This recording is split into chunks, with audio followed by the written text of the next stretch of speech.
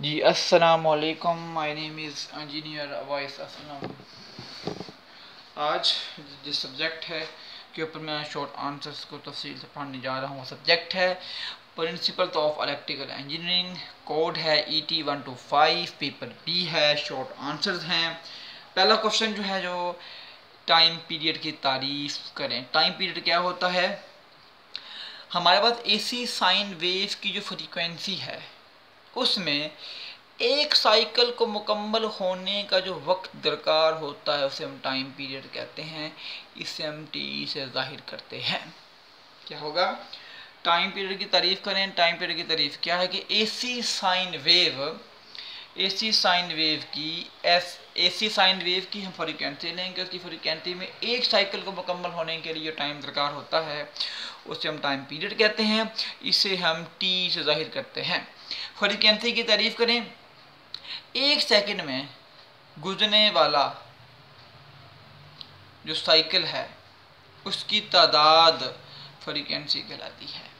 यानी एक सेकंड में जितने साइकिल गुजरते हैं उन साइकिल्स की टोटल तादाद फ्रीक्वेंसी कहलाती है। इसे हम F से जाहिर करते हैं।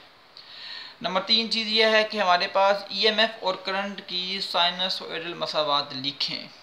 EMF है, इलेक्ट्रोमोटिव फोर्स है, और करंट है। इसकी जो साइनसोइडल मसावात होगी, साइनसोइडल का मतलब क्या है? उस साइनसोइडल है मतलब साइन के साथ मल्टीप्लाई करके हम मसावातें लिखेंगे। पहली मसावात करंट की क्या है? I is equal to IM sine theta आ गया। EMF की साइनसोइडल मसावात क्या होगी? यानी हम करंट यानी EM के साथ साइन थीटा मल्टीप्लाई करेंगे। थीटा एंगल है और M जो है मैक्सिमम वैल्यू को शो करता है। क्वेश्चन नंबर 4 है, साइन वेव क्या है? इसका पूरा नाम साइनसोइडल वेव होता है। ठीक है। ज़्यादातर हमारे पास जो AC सर्किट्स की जो वेव्स हैं वो AC वेव्स होती हैं जो इस शक्ल की होंगी। आप यहाँ पे देख लीजिए कि जो साइन वेव है ऊपर पॉजिटिव होगी, ऊपर का मैग्नीट्यूड पॉजिटिव होगा, नीचे नेगेटिव होगा। यहाँ देख लें कि वैल्यू पहले सिफर है, फिर आहिस्ता आहिस्ता वैल्यू मैक्सिमम हो रही है, और फिर आहिस्ता आहिस्ता कम होते होते फिर सिफर हो गई है, और फिर दूसरे लम्हे फिर इसने सिफर से मैक्सिमम वैल्यू ने बढ़ना शुरू किया और फिर नेगेटिव हो रही है, लेकिन इस बार ये वैल्यू किस में है? नेगेटिव साइड पे है। ऐसी वेव में यानी साइन वेव एक ऐसी वेव होती है जिसमें करंट या वोल्टेज की वैल्यू सिफर से होकर इसकी मैक्सिमम वैल्यू तक आहिस्ता आहिस्ता बढ़ती है और दोबारा बतदरीज यानी आहिस्ता आहिस्ता कम होकर सिफर हो जाती है। दूसरे लम्हे करंट या वोल्टेज मुखालिफ समत में बहने लगते हैं नेगेटिव साइड पे।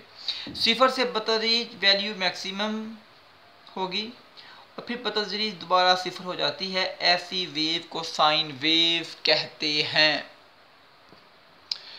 क्वेश्चन नंबर 5 आ जाएं कि हमारे पास कोई भी करंट है या वोल्टेज है उसकी हम RMS वैल्यू कैसे निकालेंगे। यानी RMS वैल्यू क्या होती है?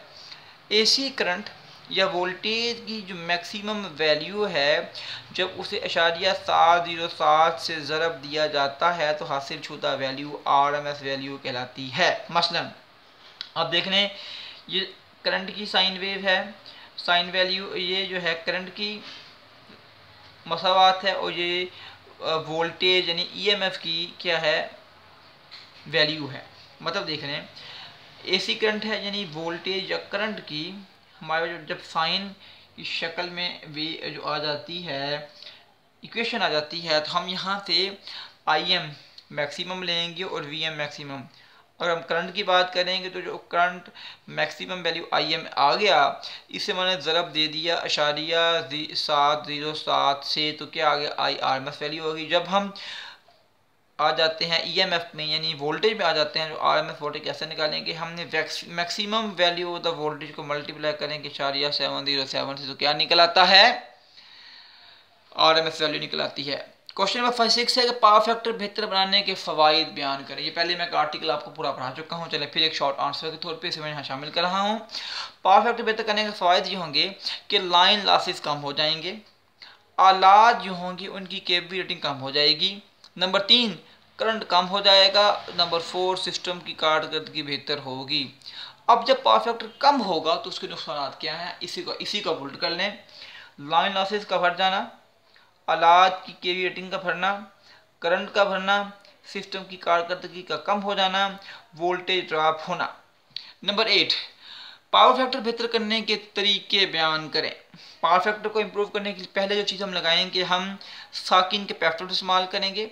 दूसरा, पावर फैक्टर को इम्प्रूव करने के लिए जो हम आला इस्तेमाल करेंगे उसे हम सिंक्रोनस मोटर कहते हैं। और नंबर 3, पावर फैक्टर को बेहतर करने के लिए हम फेज एडवांसर्स भी इस्तेमाल करते हैं।